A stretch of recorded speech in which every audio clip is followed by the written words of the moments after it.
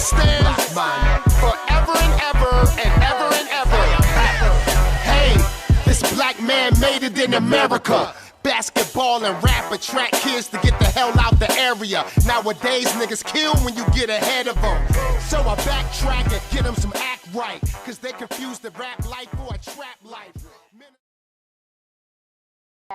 We're having an intimate conversation right now with my special guest, attorney Lee Merritt.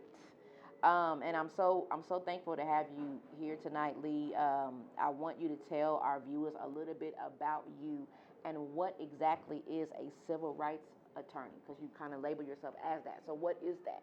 You know, I moved around a lot as well. I lived out in Florida for a while. I lived in Georgia. I lived in New Jersey. My office is based out of Philadelphia. Oh, okay.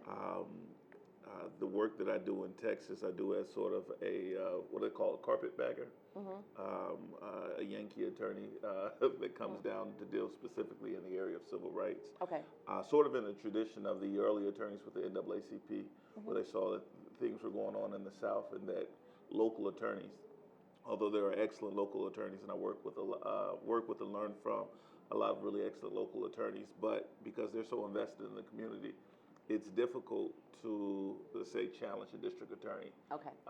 If you have to go before that district attorney over and over again.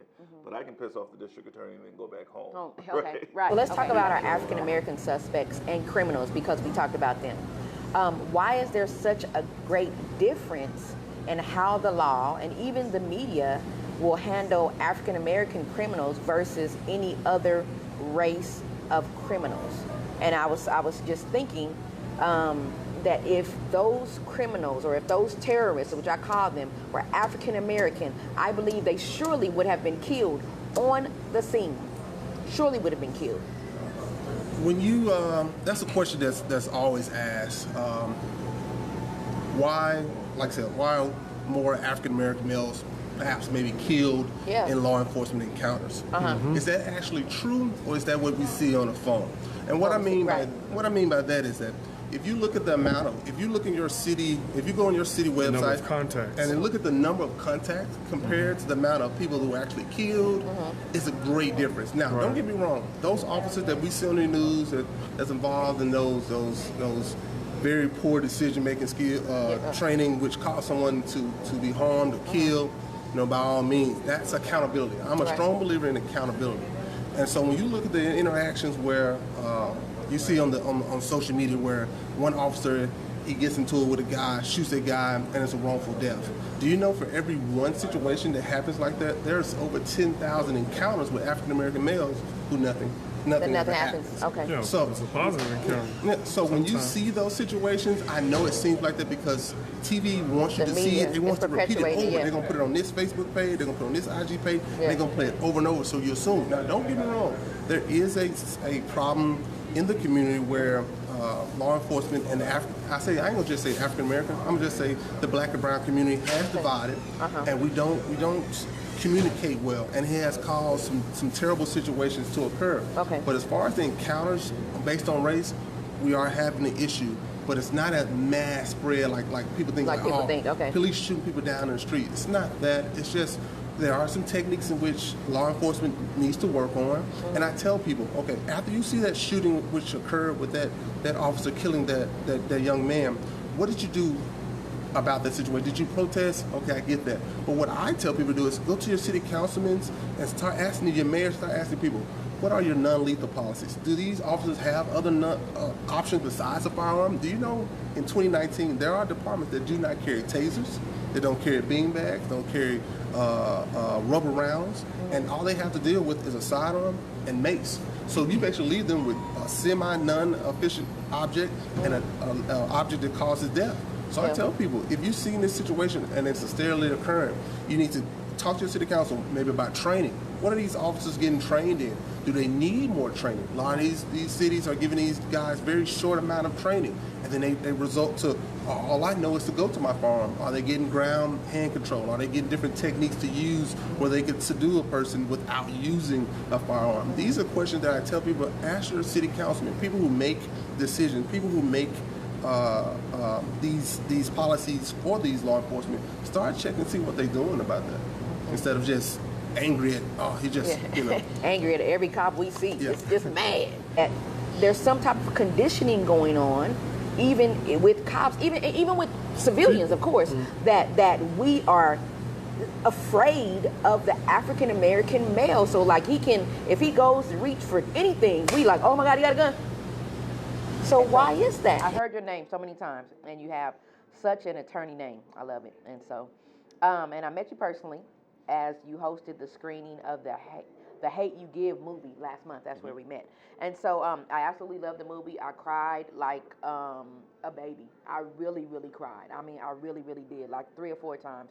So what I wanted to ask was, is that really the reality for our black men and women and boys and girls? Because it really, in the beginning of that movie, it felt like he was giving his children the slave talk.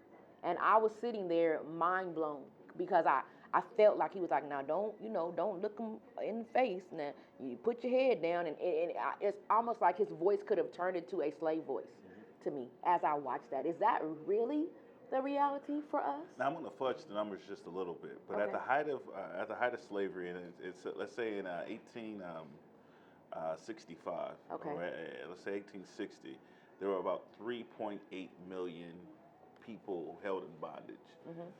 Today, there are over 7 million people in prison. If it felt like he was giving a slave talk, I think we really need to sober up and realize where we are in society. We are significantly further than we were when slavery ended. 1 out of 3 black men in our country are going to end up in jail at some time in their lives. And as the documentary pointed out in 13, incarceration is just another form of slavery. It's slavery by another name, to quote the author. And so, if it felt that way, it's because that's where we are. Now, I will, and I started talking about incarceration, and Justin and I both do some work for prisoner rights and working to end mass incarceration here in Texas. I work with an organization called Texas Organizing Project, who specifically has organized around both bail reform and creating policies to deal with the issue of mass incarceration. Justin and I get a lot of sort of TV time dealing with incidents that are but a byproduct of mass incarceration, and that's police brutality. Right. When we empower police to go into our communities and disrupt life there, when we empower them to treat mental health issues and addiction issues as if it's a crime, and when we train them to operate as an invading force when they enter our communities, what you get is collateral damage, a couple of broken eggs. You get 15-year-olds shot in the face. You get men sitting in their cars who are shot in the back. You get people sitting in their own apartment complex, and the law enforcement officers burst in the door. Their instinct and training kicks in, and they say, "Black man, I can shoot them."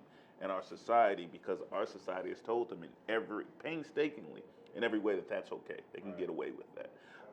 And so if that movie felt like oppressive, or if it made you feel like he shouldn't have to give his kids the speech, he absolutely has to give his children that speech, because that's the society we live in. We're in the middle of a low point in history. A lot of people like to think, and my friend Sean King talks about this a lot of people like to think about history as linear, meaning back then things were bad, and at least gradually we're improving. That's not how history works at all. It goes up, it goes down, it goes up, it goes down. Okay. We are in a trough. So we're in a low point. We're back. Okay. And that's why you're hearing things like recently in the shooting in Pittsburgh, where that was the worst killing of Jewish people in the United States in its history. Because we're in a low point in our history. We're currently the most incarcerated place on earth. In fact, it's not even just right now. We're the most incarcerated nation in world history. There's not been a nation in the history of the world who has incarcerated so many of its citizens, and that population is overwhelmingly black. Right. There's not a nation on planet Earth, there's not a modern nation on planet Earth that kills so many of its citizens, whether by the death penalty or by state-sanctioned murders in the form of police brutality. Well, me being, like I said, I've been in law enforcement 9 years. Movies, situations like those, I understand they found somebody to write that statement up and give their opinion on it. He said that ain't even what it is, y'all. But when it comes down to being a law enforcement, you can't turn it off. Now, you do have, they call it complexion comfort. Okay. You have certain officers of certain complexion may feel a little bit more comfortable around a person of another complexion that's similar to theirs. Right. What I mean by that, I may be able to deal with a black gentleman a little bit easier than I may or may not, depending on that person, than a white officer dealing with that black guy.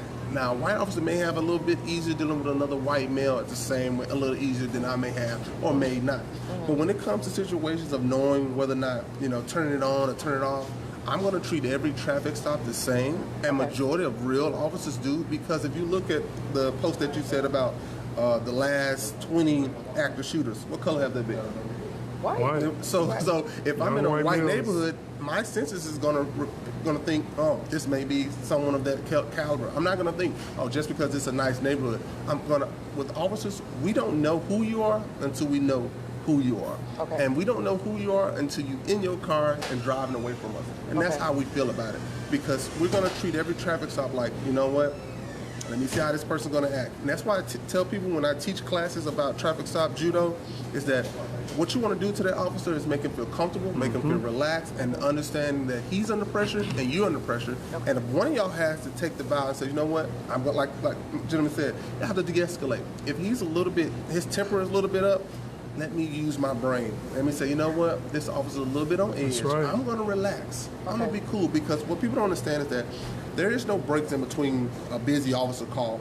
If that guy, and he could be a butthole, don't get me wrong, he could be a butthole. Everybody has in every profession. But you don't know what last situation he has to deal with. He could deal with a homicide, he could have had to do a fight, he could have been in any type of situation.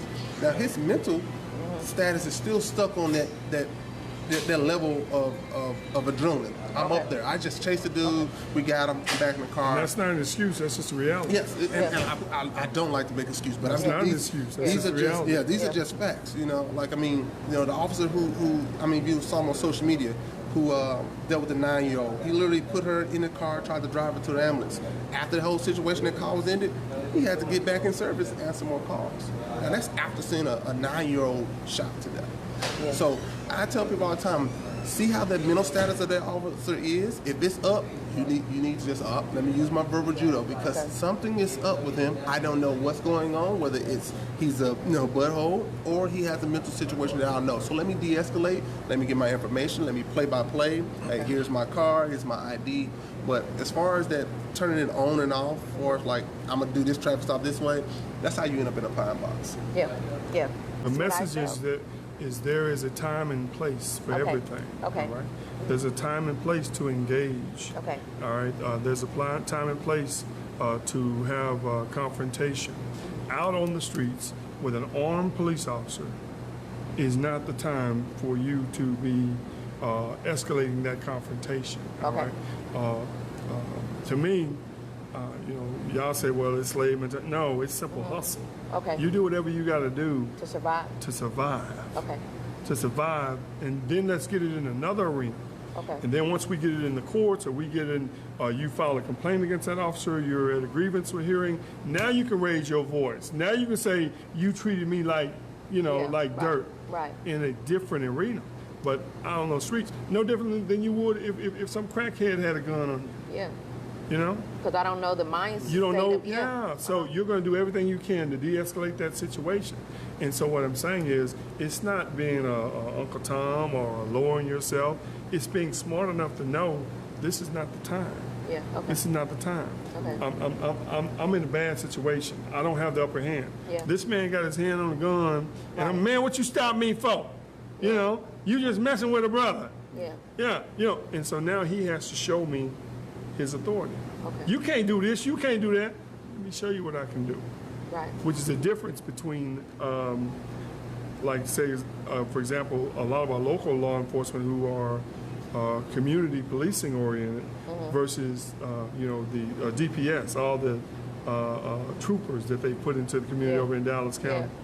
totally different mindset, which is why we've had problems with those officers. So they trying to come in, find criminals, correct. It's I wish somebody would. What y'all want to do? What you want to do? And then we're here. We finna stop all this nonsense. And the people in the we're not community. here to do no community policing. We're not here to work with nobody. Y'all gonna do what we say. Y'all finna stop all this nonsense, okay? Yeah. So, but again, at the end of the day, I believe that we have to teach our children. I try to teach my kids, or I've talked to 1,000 kids about when an officer comes up, if you're in that car, you put your hands on the wheel. But you put your hands on the wheel, steering wheel, it's non-aggressive. When he says, hey, officer, see if you can see his name, Officer Davis, may I get my wallet? It's in my back pocket, or my insurance is in the glove compartment. May I get it? Okay. That's not being no Uncle Tom or being no Chicken George. Okay. Those are techniques that's going to de-escalate the situation. It makes that officer feel comfortable that, hey, number one, you've already shown him respect. Yeah. So now he takes his hand off that gun. Oh, this person okay. What can you say to the notion that people believe, whether it's true or not sure now, that we are still the #1 killers of us? That was kind of looming in my own head while y'all were talking. I'm like, I want to ask about us. And so what do you say to that? Should there be just as much justice fighting for the notion that we are killing us at a higher rate than the white supremacist KKK cops are? Yeah. So we have some issues within our communities, issues of poverty, issues of lack of resources, issues of access, issues of overexposure to guns and drugs, and over-policing. Okay. So, part of the criminality in the black community is that, we are arrested and found to be guilty of drug crimes, right? All the statistics show that our community doesn't use drugs more often, and they don't sell drugs more often than all the other communities. We're just arrested for it more. Okay. So it's an issue. So there's an issue of over-policing, but there are real problems that we need to face in our communities that we must deal with in our communities. I sat with a mother recently. I spoke with a mother recently whose son was killed by one of his friends, and she was upset that the activist community didn't rally behind getting justice for her son. And I'm still learning more about that case, so I'm not going to speak on it too much. But I know that at least one of the people involved in that assault did go to jail. Okay. The reason is our society is really good at prosecuting black people. Yeah. We have no problem doing that. It's really, really bad at prosecuting police officers. Okay. And that's what you're saying. Okay. And it's pretty bad at prosecuting white people who commit crimes against black people, or commit crimes against each other. Right, exactly. And so the reason we advocate so strenuously for state-sanctioned murders is because of the inequity in the justice system itself. We know that people who are presented before our courts for the same crime, engaged in the same behavior, are more likely to be incarcerated if they're African American. They're more likely to suffer stiffer penalties for the exact same behavior if they're African American. But that circles back to rules without relationship equals rebellion, right? When you begin working for a company, the first thing that happens is the relationship is established. Okay. Then you learn the rules, right? It's the way it works, right? So before we even get into the dynamics of how you govern yourself while you're here, we first establish the relationship. Again, I think that's what we're missing. Legendary man, I bust it from the 80s. Every moment it's sicker than rabies. Black in America, yeah, don't play me. When we